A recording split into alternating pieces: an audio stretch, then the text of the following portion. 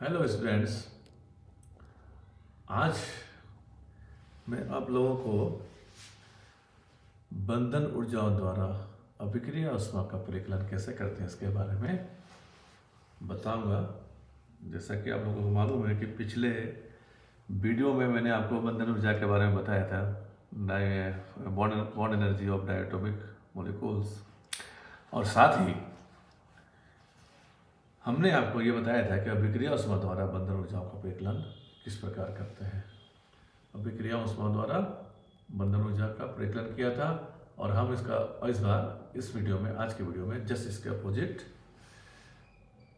बंधन ऊर्जाओं द्वारा अभिक्रिया ऊष्मा का परिकलन कैसे करते हैं इसके बारे में बताने जा रहा हूँ। तो अब हम वीडियो की शुरुआत करते हैं। तो हमारा जो आज का टॉपिक है वह है बंधन ऊर्जाओं द्वारा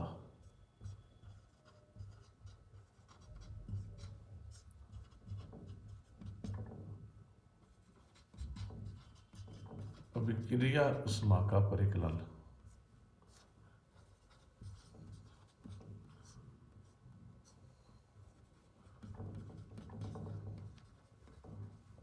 अभिक्रिया ऊष्मा का परिकलन, determination of heat of reaction by bond energy. यदि अभिकारकों व उत्पादों की संरचना ज्ञात हो, राइट, हमें क्या मालूम होना चाहिए? यदि हमें रिएक्टेंट्स और प्रोडक्ट्स की स्ट्रक्चर्स ज्ञात हो तब अभिकारकों के बंध टूटने में तथा उत्पादों के बंध बनने में होने वाले ऊर्जा परिवर्तन का बीजीय योग अभिक्रिया ऊष्मा के बराबर होता है। तो स्टूडेंट, जैसा कि आपको मालूम है कि कोई भी रिएक्शन होता है तो उसके अंदर क्या होता है। फॉर एग्जांपल मान लीजिए हमारे पास ये रिएक्टेंट है, क्रियाकारक है, और इससे प्रोडक्ट बनता है हमारा CD। तो प्रत्येक अभिक्रिया के अंदर ये बंध टूटने के कगार पे होगा और ये बंध बनने के कगार पे होता है। ठीक है, मतलब कुछ बंध टूटते हैं और कुछ बंध बनते हैं। ठीक है, यहाँ पे अभिकारकों का बंध तो टूटता है और प्रोडक्ट में एक नए बंध का निर्माण कार्य जारी हो जाता है। तो इस दौरान जो भी ऊर्जा परिवर्तन होता है उसका विजीय योग जो होता है वह अभिक्रिया ऊष्मा के बराबर होता है। ठीक है, फॉर एग्जाम्पल हम लेते हैं कार्बन और हाइड्रोजन की अभिक्रिया। कार्बन सॉलिड फॉर्म में प्लस हाइड्रोजन गैसियस फॉर्म में, और ये लिया हमने 3H2, जिससे क्या बना C2H6, ये होता है आपका गैसियस फॉर्म में। अब सपोज करें कि इस अभिक्रिया के दौरान जो भी ऊर्जा परिवर्तन हो रहा है वह हमें मालूम नहीं है। ठीक है, यही ज्ञात करना है, बंधन ऊर्जा द्वारा अभिक्रिया ऊष्मा में परिकलित करना है। यहाँ निम्नलिखित ऊष्मा परिवर्तन होते हैं। इस अभिक्रिया के दौरान कौन कौन से ऊष्मा परिवर्तन होते हैं नोट कीजिए। ये क्या है? 2 मोल कार्बन, 2 मोल कार्बन परमाणुओं का गैसीय अवस्था में परिवर्तन। ये जो कार्बन है हमारे पास वो ठोस अवस्था में है।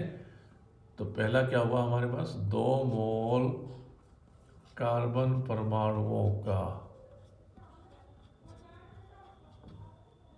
गैसीय अवस्था में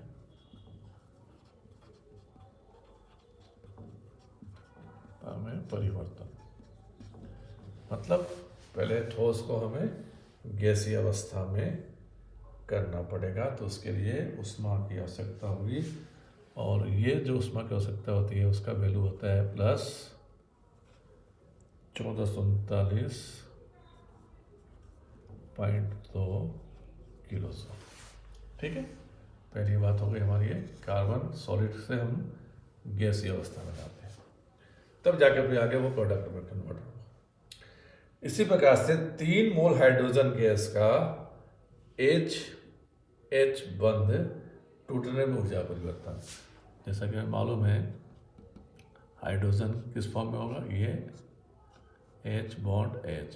तो इस बंध को तोड़ने के लिए आवश्यक ऊर्जा, राइट, एक बंध के लिए कितनी होगी, तो 3 के लिए कितनी होगी। तो हमारे पास चूंकि 3 मोल हाइड्रोजन है, तो हम यहाँ लिखेंगे कि 3 मोल हाइड्रोजन का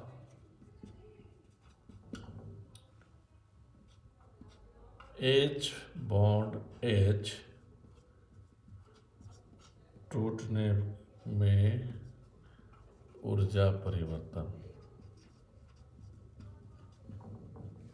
ठीक है, ये होता है लगभग 1305 प्लस का 1305.3 किलो जूल, ठीक है, इसके बाद भी हो गया। नाउ 6 मोल CH बंध बनने में ऊर्जा परिवर्तन। थर्ड पॉइंट की ओर बढ़ते हैं। यहाँ हम क्या बोल रहे हैं, 6 मोल ऑफ CH बॉन्ड बनने में ऊर्जा परिवर्तन।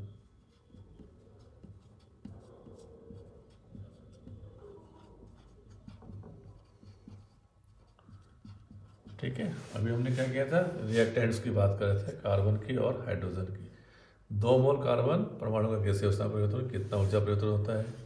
फिर 3 मोल हाइड्रोजन का के अंदर HH बंध टूटने में ऊर्जा परिवर्तन कितना होता है। अब हम बात कर रहे हैं प्रोडक्ट की।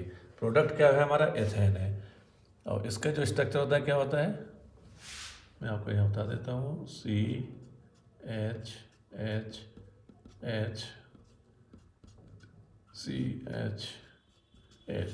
तो बच्चों हम देख रहे हैं कि यहाँ पे कुल मिला के 6 CH बनते हैं, 1 2 3 4 5 6। तो हमने क्या लिया यहाँ पे 6 मोल CH बंध बनने में, ये उत्पाद है, रिएक्टेंट बंध टूट रहे हैं, उत्पाद के बंध बनते हैं। तो ये जो बनने में जो भी ऊर्जा परिवर्तन होगा उसका मान क्या होगा, तो इसका मान हो गया हमारा 6 इंटू -416।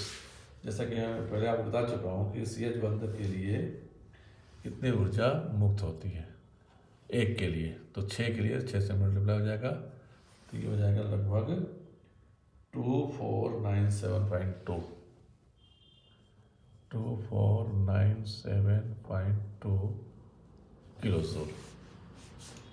ठीक है, अब देख लीजिए, बंध जब टूट रहा है तब ऊर्जा के आवश्यकता, मतलब ऊर्जा की हमें उस समय आवश्यक पड़ती है किसी भी बंध को तोड़ने के लिए, किसी अवस्था को परिवर्तन के लिए हमें ऊर्जा की आवश्यकता होती है। तो जो ऊर्जा परिवर्तन है प्लस में, ठीक है, और हम यहाँ क्या कर रहे हैं, 6 मोल CH बंध बनने से ऊर्जा परिवर्तन है। अब यहाँ पे क्या हो रहा है, ऊर्जा उत्सर्जित हो रही है, एमिट हो रही है, तो यहाँ पे माइनस साइन आ गया। नेक्स्ट, 6 CH बंध के अलावा यहाँ पे हमारे पास एक CC बंध भी है, तो उसका भी हम अब जिक्र करेंगे नेक्स्ट पॉइंट में। 1 मोल कार्बन बंध बनने में ऊर्जा परिवर्तन, 1 मोल कार्बन बंध बनने में ऊर्जा परिवर्तन, ये कितना होगा सर, -347.3 किलो जूल। तो स्टूडेंट्स, हमने देख लिया कि बंधन ऊर्जा द्वारा विक्रिया ऊष्मा का प्रयोग किस प्रकार करते हैं। एग्जाम्पल के तौर पर हमने इस रिएक्शन को लिया था कि कार्बन और हाइड्रोजन परस्पर क्रिया करके एथेन बना रहे हैं गैस, तो उस दौरान कुल ऊर्जा परिवर्तन कितना होना चाहिए। तो इसको निकालने के लिए, परिकलित करने के लिए हम देख रहे हैं कि क्या क्या स्टेप है। फर्स्ट स्टेप ये है, सेकेंड स्टेप ये है, थर्ड स्टेप ये है, फोर्थ स्टेप ये है। अगर हम इन चारों को जोड़ दें अब, तो जो नेट ऊर्जा परिवर्तन है वो प्राप्त हो जाएगा। ठीक है, तो हम क्या लिखेंगे, अभिक्रिया में कुल ऊर्जा परिवर्तन अभिक्रिया में कुल ऊर्जा परिवर्तन उपरोक्त का बीजीय योग, अगर हम उपरोक्त का बीजीय योग करते हैं तो अल्टीमेटली हमारे पास आएगा -100 किलो जूल। ठीक है, ये दोनों जुड़ गया, ये दोनों जोड़ दो, दोनों को डिफरेंस ले लेंगे तो लगभग हमारे पास 100 किलो जूल प्राप्त हो जाएगा। अतः एथेन की अभिक्रिया ऊष्मा का मान 100 किलो जूल होगी। तो स्टूडेंट, इस प्रकार से हम बंधन ऊर्जाओं के द्वारा अभिक्रिया ऊष्मा का परिकलन कर सकते हैं। एक एग्जाम्पल के द्वारा एक और एग्जाम्पल अपन लेते हैं, जिससे आपको थोड़ा सा और भी ये चीज़ स्पष्ट हो जाएगी, क्लियर हो जाएगा। बाकी इसमें कुछ भी नहीं है। बंध, कौन कौन सा बंध टूट रहा है, बंध का टूटने में कितनी ऊर्जा परिवर्तन हो रहा है वो हमें मालूम होना चाहिए, और साथ ही जो नया बंध बन रहा है उसमें कुल ऊर्जा परिवर्तन कितना हो रहा है उसके मान हमें ज्ञात होना चाहिए। और फाइनली सबका हम अगर योग कर दें, बीजीय योग कर दें, तो हमारे पास अभिक्रिया ऊष्मा प्राप्त हो जाएगा। ठीक है, तो जैसा कि बताया था, एक एग्जाम्पल ले लेते हैं। नोट कीजिए कि निम्नलिखित अभिक्रिया के लिए ऊष्मा परिवर्तन का परिकलन कीजिए। तो हमें जो अभिक्रिया अब मैं लिखने जा रहा हूँ उस अभिक्रिया के लिए ऊष्मा परिवर्तन का मान ज्ञात करना है, या अभिक्रिया ऊष्मा का मान ज्ञात करना है। तो बच्चों, जो अभिक्रिया है वह है H2C डबल बॉन्ड CH2, और ये है आपका गैसियस फॉर्म में एथीन। एथीन क्रिया कर रहा है हाइड्रोजन गैस से,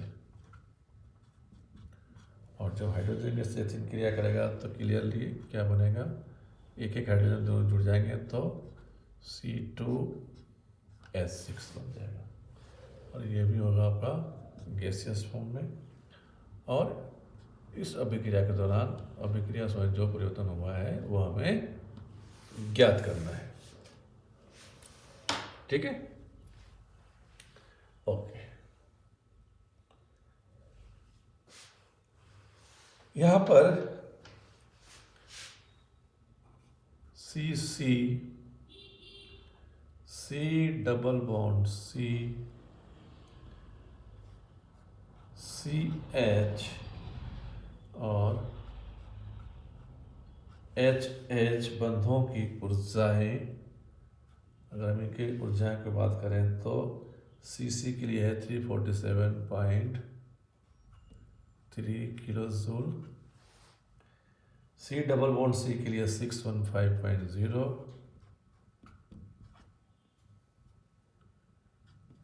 किलो जूल, CH बंध जैसा कि हमने पहले भी देखा 416.2 किलो जूल।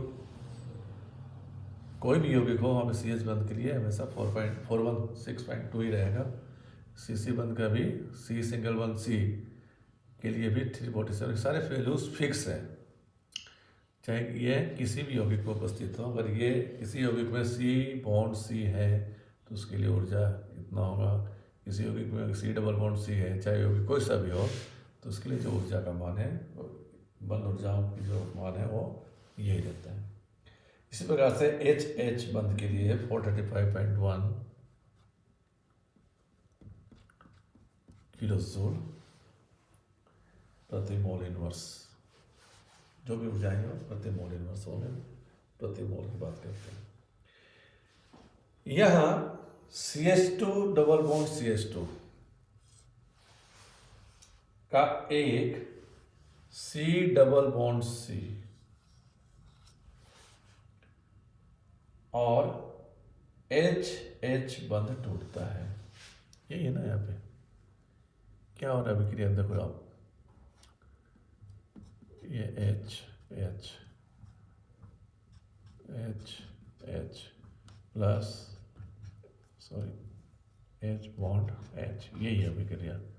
क्या होता है यहाँ पर, ये यहाँ पे आएगा और ये यहाँ पे आएगा, तब क्या हो जाएगा आपका CH H H CH H H। तो जैसा हमने बताया कि ये जो डबल बॉन्ड है वो किस में कन्वर्ट हो जा रहा है, सिंगल बॉन्ड में कन्वर्ट हो रहा है। एक परिवर्तन तो ये हो रहा है। दूसरा, हाइड्रोजन हाइड्रोजन बॉन्ड टूट जाता है और प्रत्येक कार्बन के साथ ये जुड़ता है। तो रिएक्टेंट साइड में दो परिवर्तन हो रहे हैं, डबल बॉन्ड का टूटना और हाइड्रोजन हाइड्रोजन बॉन्ड का टूटना। ठीक है। इसी प्रकार से एथेन जो बन रहा है हमारा C2H6, इसमें एक CC बंध और दो CH बंध बनते हैं। तो अब यहाँ पे क्या हो रहा है देखिए, अब एक CC बंध बन रहा है और दो CH बंध बनता है। जैसे ये H यहाँ से आया तो एक नया बंध बन गया CH का, उसी प्रकार से ये जो H यहाँ शिफ्ट होता है तो उससे भी एक बंध बन गया। तो ये दो नए बंध बन रहे हैं और एक CC बंध इसके अंदर बन रहा है। तब एथिलीन या एथीन C2H4 के 4 CH बंध अपरिवर्तित रहते हैं। ठीक है। एथीन के जो 4 CH बंध हैं, 1 2 3 4, ये यहाँ भी सेम है, अपरिवर्तित रहते हैं। अतः ऊर्जा परिवर्तन निम्न प्रकार होगा। तो ऊर्जा परिवर्तन कैसे होगा? पहला, C डबल बॉन्ड C बंध का टूटना। ठीक है, यही होगा ना इसके अंदर, C डबल बॉन्ड C का टूटना। ये बॉन्ड टूट रहा है तो इसके लिए ये CC बॉन्ड जब टूट रहा है, इसकी जो बॉन्ड ऊर्जा है वो क्या बताया था हमने, 615.0 किलो जूल। ठीक है। इसी प्रकार से एक H1 टूट रहा है, तो एक H1 टूट रहा है तो उसका बॉन्ड एनर्जी क्या है, HH का टूटना। तो ऐसी स्थिति में बॉन्ड एनर्जी 435.1 किलो जूल। अब हम क्या बात कर रहे हैं कि C और C बंध का बनना। ठीक है, ये बंध जब टूटता है तो एब्जॉर्ब हो रहा है, अवशोषित होता है ऑक्सीजन। तीसरा क्या हो रहा है, C और C बंध बन रहा है, फॉर्मेशन। तो ऐसी स्थिति में C और C के लिए क्या है, 347.3, ये क्या हो जाएगा माइनस का, क्योंकि यहाँ पे मुक्त होगी दूसरा। और साथ ही चौथा क्या है हमारा, 2 CH बंध नया बन रहा है, CH bond formation. CH bond formation हो रहा है, कितने हो रहे हैं, 2 हो रहे हैं। तो हम क्या करेंगे, एक के लिए कितना है 416.2, तो 2 के लिए 2 × -416.2 किलो जूल। और कुल ऊर्जा परिवर्तन इनका बीजीय योग, जब हम इनका बीजीय योग करते हैं तो हमारे पास बच्चों जो प्राप्त होता है रिजल्ट वो है -129.6 किलो जूल। तो इस प्रकार से उपरोक्त अभिक्रिया से एथेन बनाने में कुल ऊर्जा परिवर्तन या अभिक्रिया ऊष्मा का मान -129.6 प्राप्त होगा। सो स्टूडेंट्स, आशा करता हूँ कि आप लोगों को ये प्रक्रिया आपको समझ में आ गई होगी कि हम बंधन ऊर्जा द्वारा अभिक्रिया ऊष्मा का परिकलन कैसे करेंगे। हमें बस ये ध्यान देना है कि कौन सा बंध टूट रहा है, कौन सा बंध बन रहा है। बंध कहाँ टूटेगा, अभिकारक साइड में। बंध का बनना कहाँ होगा, उत्पाद साइड में। तो हाँ, हम ये देख रहे हैं कि अभिकारक साइड में कौन कौन से बंध टूट रहे हैं और उत्पाद साइड में कौन कौन से नए बंध बन रहे हैं, और उन बंधों की बंध एनर्जी क्या है वो हम आगे लिखते जाएंगे और लास्ट में उनको जोड़ देंगे। तो जो भी वैल्यू आएगी हमें वो अभिक्रिया ऊष्मा की प्राप्त हो जाएगी। तो स्टूडेंट्स, आज के लिए इतना ही। नेक्स्ट वीडियो में हम देखते हैं कि अनुनादी ऊर्जा का परिकलन किस प्रकार किया जाता है। तो बच्चों, उसको हम नेक्स्ट वीडियो में देखेंगे। और एक बात और मैं बताना चाहूँगा कि यदि आपको ऑडियो में कुछ प्रॉब्लम लग रही हो तो कृपया करके ईयरफोन का इस्तेमाल करें, हेडफोन का इस्तेमाल करें, आपको स्पष्ट आवाज़ सुनाई दे जाएगी।